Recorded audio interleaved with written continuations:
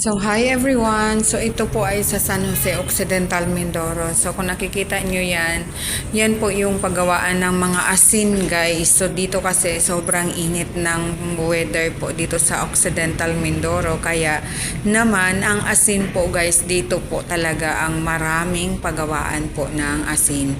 Na siyang dinidistribute po sa mga karatig na bayan, kagaya ng Pinamalayan, Rojas, papunta dito sa amin. So, ito guys, galing po kami nito sa wet market po ng San Jose Occidental, Mindoro. So, yun. At kami po ay bumili lamang po ng isda. So, then pauwi na po kami guys. Pabalik na rin po kami ng Pinamalayan. And then, yun, lumabas na kami dyan. So, going home na ang mga laog. So guys, as you can see, sa totoo lang, nanggaling kami ng Pinamalayan, which is maulan sa Pinamalayan. Pero pagdating pa namin dito guys, grabe ang init talaga ng San Jose Occidental, Mindoro guys. Super ang init po dito. Pero yun. At bumili po kami nito guys, yung Boko juice nila doon sa market. Ang sarap po. Ang sarap ng nila. Talagang yung fresh na fresh. Kung sa amin ito sa Cebu, ito yung kulay orange na Boko na matamis. Ang tamis-tamis yung niya. So yan, ang ganda po ng panahon. So napaka-init sa labas.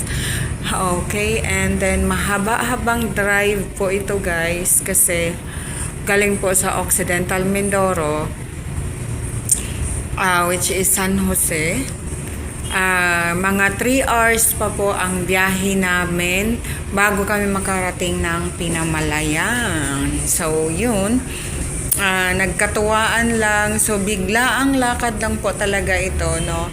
Ganun naman talaga lagi ang mga lakad natin kapag pinaplano, hindi natutuloy. So kasama ko po ang aking asawa at ang aking anak. Okay, so kami lamang pong tatlo ang lumabas at nag-ikot-ikot lang po. So ito po ay still nandito pa rin po tayo sa San Jose.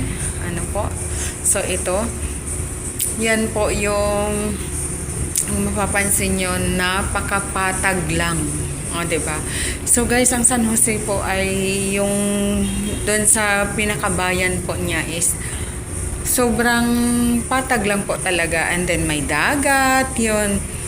So tabing dagat po talaga siya guys. Yan po ang